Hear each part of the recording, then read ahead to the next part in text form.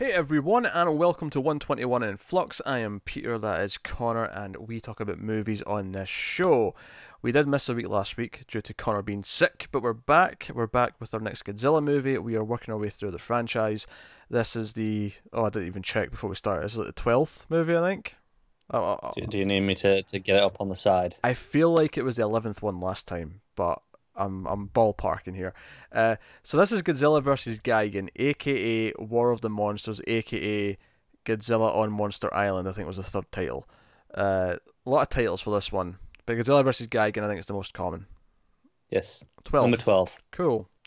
12 of 29, not including the American ones, which we'll also We've do. only got a few more left of this era though. Yeah, no, yeah, we're getting close to the which means, I mean, two of them have to be Godzilla versus Mechagodzilla and Terror of Mechagodzilla. Those are two of the ones that are left in this era. It is. We've only got one more before those two, which is Godzilla versus Megalon.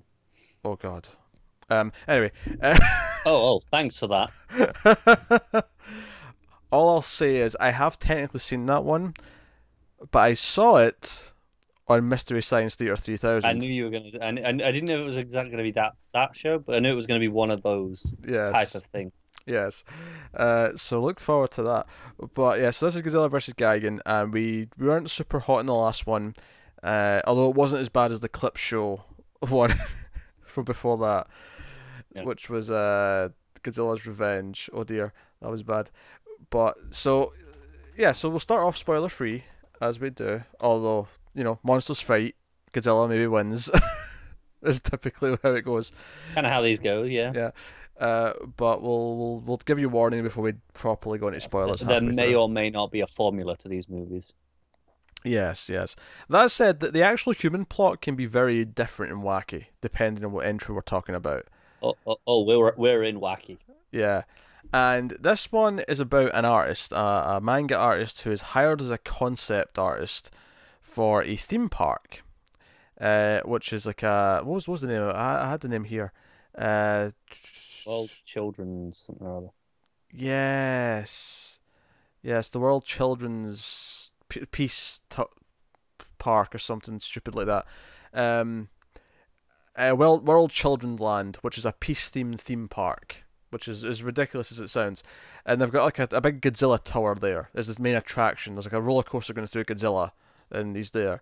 But he runs into something mysterious. There's this woman who's running from security on the way out, and she drops this tape. Think like an old, like a big old, like audio tape. Not even like an audio cassette, like a small one, like a big one, the big reels of tape. Yeah. And he picks it up, and he sort of like lets her on her way, and then security comes running out, and he gets enough of the sense, or he likes her enough that he just kind of lies and says, "Oh, it went that way." Just kind of points off in the wrong direction. And it's not until later on he starts to sort of, because he goes up and meets the head honchos, and they're kind of weird, and he ends up like running into this girl again, finds him, and then her friend's also there, and they kind of kidnap him almost because they want the tape back. And we eventually learn that her brother has went missing, and they think they've kidnapped him or killed him or whatever. They're hoping he's still alive inside the building, and they're using this tape to try and blackmail them or expose what they're up to, that there's something sinister going on here. And slowly but surely, our main character, the manga artist, kind of starts to kind of get involved and starts to look around whenever he's inside, like handing in artwork or whatever, and he starts noticing that something suspicious is going on. And the other characters kind of are acting very wary of him. And that's kind of the thing. And then there's a whole like subplot where the characters that he met turns out to be someone who's dead, because they try and look into who he is to try and sort of find out why he's here and what he's doing. And it's discovered that he's actually already died. And they're like, wait, this is weird. I just met him. And the long and the short of it is they're not really who they say they are, of course. There's a whole reveal about what's going on here. But ultimately, they plan on bringing the titular Gigan along with King Ghidorah to Earth to then take over Earth, because they're so like, just full spoilers. I don't know how to explain this plot without talking about what they are. Yeah. They're aliens. They're alien cockroaches, and their planet is long dead, but they survived. The rest of civilization did not. Because they're cockroaches. But they survived because they're cockroaches, and they evolved into intelligent beings, and they're now here because Earth hasn't destroyed yet, but They're going to strip mine it and you know, usually alien shit. They're going to bring King Ghidorah and Gigan. So this is actually the first thing I want to mention about the monsters in this. I want to talk more about the human plot because the human plot's quite, you know, weird and wacky. This, you know, he's helping them investigate these people, and they've got our brother kidnapped, and they're trying to take over the world. Blah blah blah. But when it cuts to, like, you know, you see these two bright lights coming towards like the camera, and one turns into Ghidorah, and I'm like, oh, Ghidorah's here, cool. I didn't know he was in this one. And the other one is just Gigan, who I just know because I know what Gigan looks like. I was shocked. The movie's called Godzilla vs. Gigan. I was expecting like some sort of origin or introduction, or at least some, like, all you get in this is when the military see him, they go, oh, King Ghidorah's here, and some new monster we don't know. Yeah. And then the aliens... Pretty underwhelming. Yeah, and then when the aliens are talking about it, they go, yes, we call this one Gigan. And I'm like, okay, that's it. We never hear anything else. Cool design, though. Yeah, he's got a buzzsaw on his stomach, and he's got like T-1000 hands with the blades, as if he's made blades out of his hands. He's got that going. And that's cool, so... I mean... And the buzzsaw in the stomach does function, if you're wondering. That does happen. Exactly. I mean, it'd be pointless otherwise. It would be pointless otherwise. But you can obviously, when he's walking around, you can tell it doesn't function because it's just rubber. But whenever there's a close-up of it functioning, you can tell they've actually got like a bit of a suit with a buzzsaw through it to make it work. But, you know, we'll forgive it. You know, presumably no one on the inside. Constraints of the time. That's where it'd be more impressive, as if there was actually someone on the inside. Well, the buzzsaw's functioning. I ain't risking myself near a buzzsaw. Right, so obviously uses that to great effect. You know, this one is kind of silly, but it's not as silly as the last couple. And I felt like, well, the human plot was a little bit in the absurd side.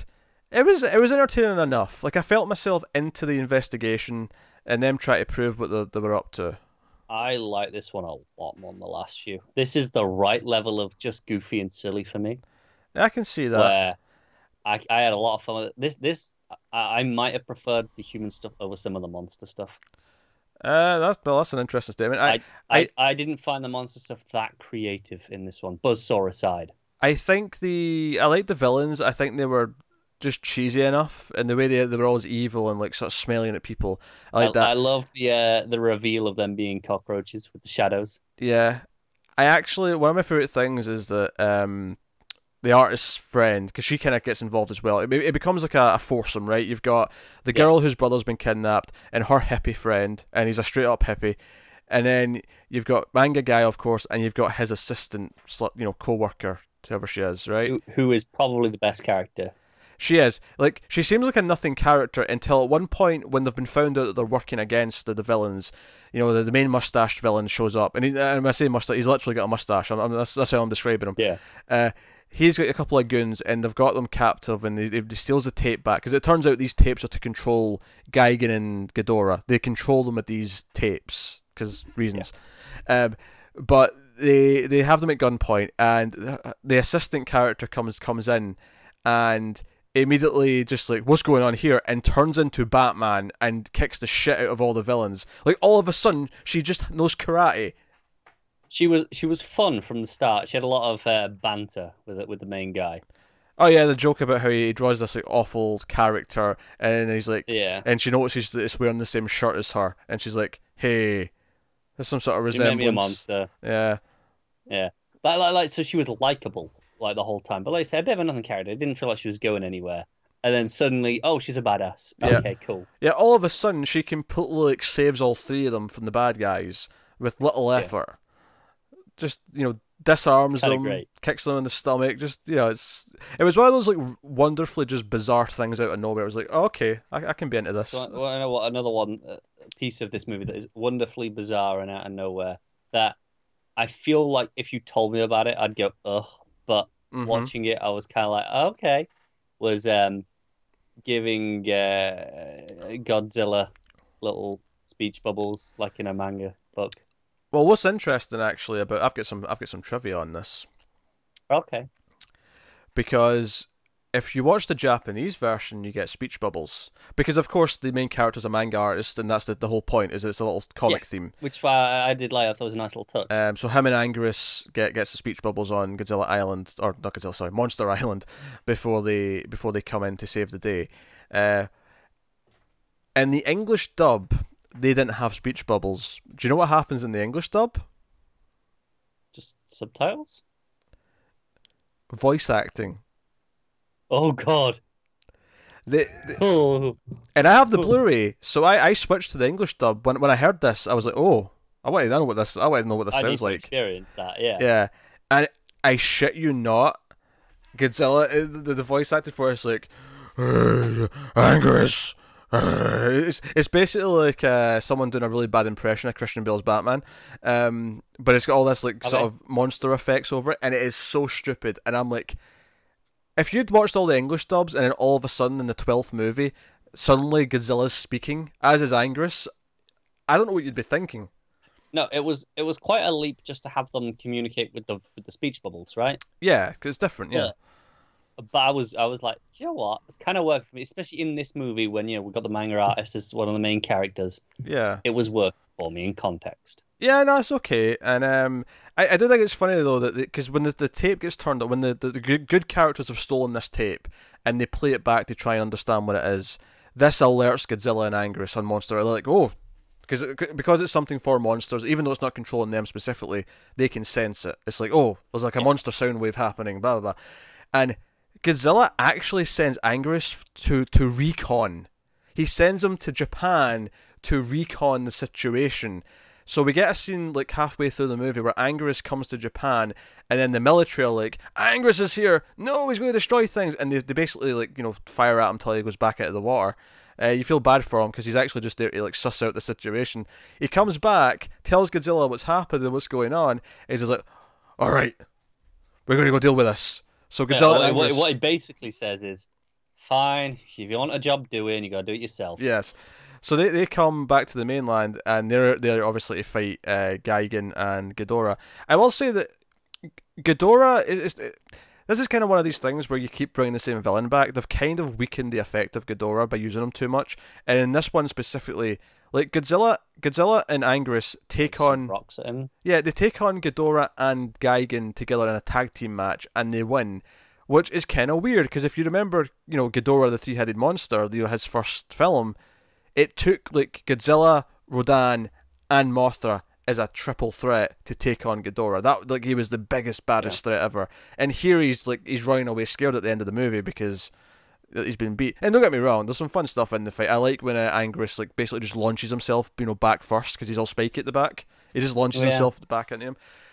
Do you know what I liked about the fight? It's not as inventive as some of the movies have been, and a lot of it is old hat. However, I liked the extra violence in this one. I don't know if you noticed this, but it was extra bloody. There's a point in this where Gigan just starts stabbing Godzilla repeatedly in the same part of his head, and eventually blood starts coming out, and I was like, whoa, this is like different than normal. No, it was cool. I did think the fight was over long. No, it went on far too long, because that was the peak for me. It was when he was busting Godzilla's head open, and I was like, oh, this is interesting. This is different, it's violent. And then it went on for another 15 minutes. And it was just like, okay. Not an exaggeration either. No, it's not. It's literally the last 25 minutes is this one big fight. It cuts to the humans occasionally. The alien cockroach guys are like shooting beams at Godzilla to try to help the monsters that are on their side. And then the humans, to try and help with this, blow up the tower. They like bring some bombs into the base and blow it up. Yeah. And that does that. And then they turn back into cockroaches. It's a whole fun little thing. And I will say that's the weird thing is that I know that Godzilla movies typically the humans take a back seat once the monster fighting starts, but I feel like some of the other ones have integrated what the humans are up to and make it relevant to what's going on a bit more. Whereas once the monster fighting starts in this, other than them blowing up the building, the Godzilla tower where the base is, they basically just stand there and watch, and it really cuts back to them. They do. That's definitely a problem, which I thought was more of a problem given that usually once that happens, because it's happened before where, humans don't matter anymore, monsters are here. That's usually a good thing. It's like, oh, yeah, monster fight time. That's what I'm here for. Yeah. Whereas this time, I was actually kind of getting bored of the monster fight. And I was like, can we get back to the human stuff? Get some more of the wacky, crazy things. Like I said, I actually think there's enough in the monster fights to make it worthwhile. I just had to cut like 10 minutes out of it to make it punchier. It's just too long, yeah. Yeah. I just had to make it punchier because there was moments I liked towards the end of the fight when I perked up was when Godzilla, and this is a goofier side of the fight, but I like when Godzilla bent all of Ghidorah's heads back at the same time and then kind of flipped them backwards. Like there was some stuff like that. I was like, okay, I'm kind of getting into this. And then, they win. Godzilla lets out a cheery, roar of like victory and, sends them packing. And it's like, okay, all right. So they won. Cockroaches defeated. The end. Yeah, pretty much. That's basically the movie. But no, I thought it was fairly enjoyable. I like you said, I think it's also better than the last few we've watched. Probably the best one since. I need a list. I need a list of the films. Which one was Destroy All Monsters? Destroy All Monsters was the one after Son of Godzilla. That was. Did we like that one? I can't remember. No, I think Destroy All Monsters was decent, but not like it was. I don't think it was as good as some of the ones before. Son of Godzilla was kind of weak, for sure. Son of Godzilla was weak, yeah. Been a bit of a slump, hasn't it? Yeah. So, Ibra, the Horror of the Deep, I think was not a good movie, but it was a really fun one. That was the one where they tried to wake up Godzilla by striking him by lightning by putting a pole in the mountain. Yeah. And just hoping that lightning strikes it sometime soon. And it did, to be fair. Yeah.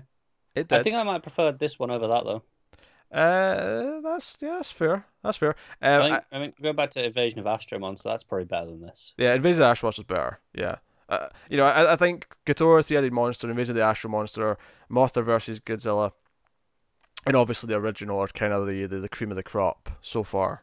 Yeah. But honestly, I think this might be next after those, which... Yeah. It's just fun enough. Because Hedorah was definitely weak.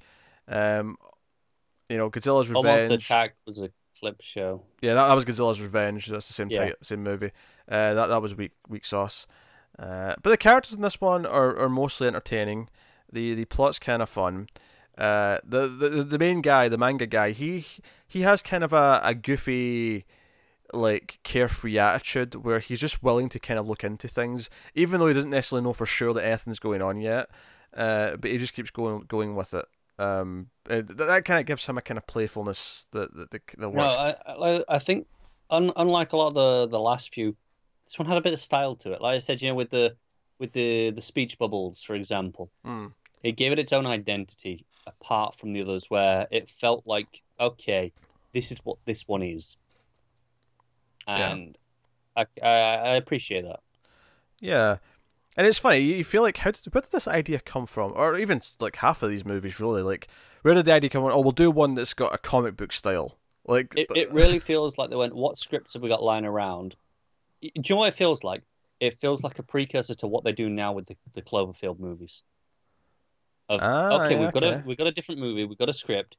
Let's make this a Cloverfield movie. Yeah, this kind of feels like what they did here. We got something. Let's make it a Godzilla movie. Yeah, let's just shoehorn the Godzilla monsters into it somehow, and then it becomes a Godzilla movie. Yeah, I could see that. Some better than others. Because I could see that's just been a movie about investigating like the disappearance of the brother and just try to like figure out what the conspiracy is. Yeah, it's just now the conspiracy is they're bringing monsters, therefore Godzilla is going to have to show up and take care of business. Yeah, exactly. it really does feel like that to me, and I'm okay with that. Sometimes that works. Yeah, no, it's as long as it's fun and it's got likable characters, which this one for the most part does. The hippie dude's just kind of there with his hippie hair. He's the most forgettable character. He's only memorable because, oh look, it's a hippie. To be fair, I think the sister's also not that memorable. She's just kind of she's important to the plot because it's her brother that's been kidnapped. Yeah, so but I mean she has a pretty memorable introduction, if nothing else. Oh, that's true. But it's definitely a manga artist and his assistant, who at first seems like she's nothing, but then becomes a much more interesting character. She becomes a more... It's almost like the three of them, before she becomes part of the group when she saves them, it's almost like they're kids. I mean, they're not really, but they're acting like kids. The way they're going about everything, they're very sort of like childish. She's the mother, comes in and is like, right, let's do this properly. Yeah, okay, right. I need to keep you guys in line because you're not to be trusted. And... yeah, it kind of works. It's like, okay, it's actually finally getting serious. And of course, you know, they track them down at one point, and there's a whole thing. Um, the monsters itself, like I say, I'm disappointed that Gigan gets like nothing of an introduction. It's just, oh, we wanted a new monster design, and I'm like, you couldn't even just make it a one-on-one fight. Like just have them sell Gigan as a big deal, and have Godzilla come and fight him himself. Make it a one-on-one fight. Keep the violence. I'd have thought at least they'd have done Angus versus Gigan first. Have Anguirus lose, yeah, Yeah. and sell him as a big deal. No, I get that. That could have worked. And the fight goes on for so damn long that there's a because they're fighting essentially in a theme park the entire time, so there's no like in the city fighting really this one, which is fine. I get they're sick of doing that. It's like, okay, we build a city to destroy the city, do it every time. We can just have a different location. Yeah. So there's like a Ferris wheel in the background, and there's the Godzilla tower that we mentioned, but that's about it. Otherwise, it's just like some mountains and shit. And it's like, okay, that's fine, whatever. They're actually at one point they're fighting around this weird metallic structure. It's like all these like sort of rectangles. I don't even know what it was. I guess it was meant to be part of a ride, but I couldn't have told you what sort of ride it was. I couldn't tell you what it was either. No, it was weird. But yeah. Also, I feel like the Japanese military need to start like just learn to trust Godzilla. You know, like the way Anguirus showed up and they all just started firing at him. So like, I think they have to learn which ones are the good monsters, because I feel like there's been like at least half a dozen movies where the movies ended with the people all waving at Godzilla. Thanks, Godzilla. Bye. Go and enjoy Monster Island. Thanks for saving us. Yeah, but you know that one time they go, "Oh, hey, come on in." Oh, god damn it! There goes Tokyo again. That's the thing. He seems to be quite content just staying in Monster Island and then coming to save the day. Yeah. When you know X monster alien shows up. No, it's true. So I mean, I don't know. I'm just saying maybe they could calm their jets a little bit and stop wasting money on artillery that's just going down the drain. Speaking of, can we get some new models for the tanks, please? There's the same models we've had for the last like 5 movies. Yeah, they're starting to look really old and tired. Same with the Godzilla suit, honestly. I remember the Godzilla suit. Apparently, by the time they stopped using it, it was looking really rough and old, and like bits were falling off. But they were still using it for, whatever length of time. Because budget. Which is why I'm really looking forward to getting to the next era, the 80s era. But shaking things up a bit. Yeah, but we got 3 left. We got 3 left before we get there. And as we started this off with the fear of Megalon, I didn't realize I should be so afraid, but now I am.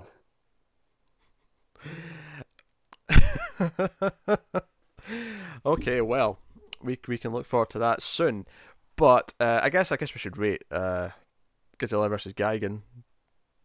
Yeah, okay. I'll give it a 7. I had fun with this one. Yeah, I'll go 6.5. I don't think I'm ready to give it a straight 7. Fair enough. Enjoyable enough for what it is. Fight goes on a bit too long. I'll be honest, this might have been lower had it not come after the last few. Okay. But coming off of those, I feel pretty positive about it. But yeah, certainly not the worst. Certainly some stuff in there to enjoy. And I think Gigan's a really goofy but fun design, and it's a reason why whenever those Godzilla fighting games came out, he was always one of the characters you could play as. Yeah. In fact, I think I still have the GameCube game. Do you actually? Do you even have a GameCube anymore? I do. I've not actually plugged it in a long time to see if it works, admittedly, but I've got Godzilla. I think it's All Monsters Attack, the one I've got. It's just a fighting game with all the Godzilla monsters. It's a good place to use that title. It is. It's not particularly good to play, but it's fun to just start up a bunch of matches and see all the characters and see all their moves and use the atomic breath a couple of times, so on. And then I'm done now. Yeah, pretty much. I believe I got it and I mean dirt cheap, like I know the kind. Pennies. We're talking pennies here. Yeah. But hey, so yeah, that's what great. So I mean, yeah, short and Flux. These Godzilla movies, these sequels in particular, tend to be when they don't add a whole lot to the franchise. Yeah.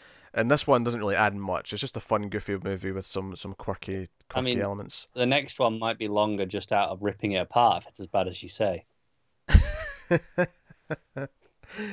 Dear. I mean, I don't think it's as bad as the clip show. Like, I don't think anything's going to top that. I think that's going to be the crown jewel of shittiness in the franchise.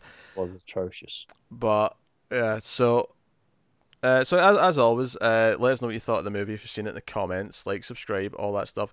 Get us on the Twitters at mailed_fuzz for channel updates. It's worth promoting some stuff. Obviously, especially October's just about to come up. We're about to hit October. Not for Flux, of course, but for Screams After Midnight, that's a big deal. We do the October-thon. I mean, if you're watching this publicly on YouTube, it's already October. That's true, yes. If you're watching this early on Patreon, it's before October. If you're watching this on YouTube, it'll be about 5 days into October, which is cool. So check out all the Screams reviews. Me and Tim have got a lot pre-recorded. We pump out a lot of reviews over October. Roughly how many are we looking at a week? 4 a week. Four new episodes a week, and there'll be 1 or 2 archive episodes from 2016 going up as well. That's maybe too much of you and Tim. Never too much of me. Tim, questionable. Yeah, Tim, best in small doses. Yes, but you can check out that stuff. So there'll be a bunch of reviews going up, including some very angry Rob Zombie Halloween reviews in anticipation for the new film. So you can check out those, check out the audio feeds, blah, blah, blah. I mentioned Patreon, patreon.com/mailfuzztv. Very important if you want to support the show and the channel and everything we do here. You can go over there, see what you can get. To get these episodes early, of course, we've just mentioned. You get them a week early at the $1 tier. At the $5 tier, you get to vote on a movie once a month. We put up 4 movies in a theme usually, and our patrons get to vote and pick a film. Earlier this month, of course, we did Silence of the Lambs, which was the winner of last month's vote. Is obviously this is going to be the last one for this month now of September when we're recording this. Is the next vote definitive enough that we know what's won to let them know now? No. Okay. You gotta wait those extra few days. So if you're watching on Patreon early and you're not voted yet, go vote. Go click on the patron voting tab at the side and go vote on the voting this month. Not only for this, but also for Screams and for Overload. Go do that.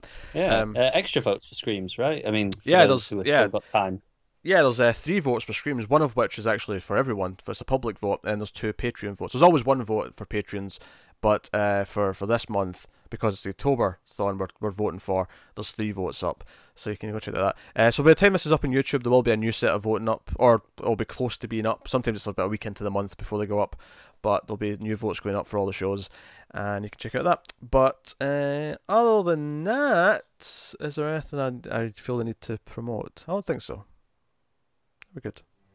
So I think we covered it. That's been 121 in Flux. That has been Godzilla versus Gigan. So thank you very much for watching or listening. We always appreciate it. Keep watching movies, guys, and we'll see you next time.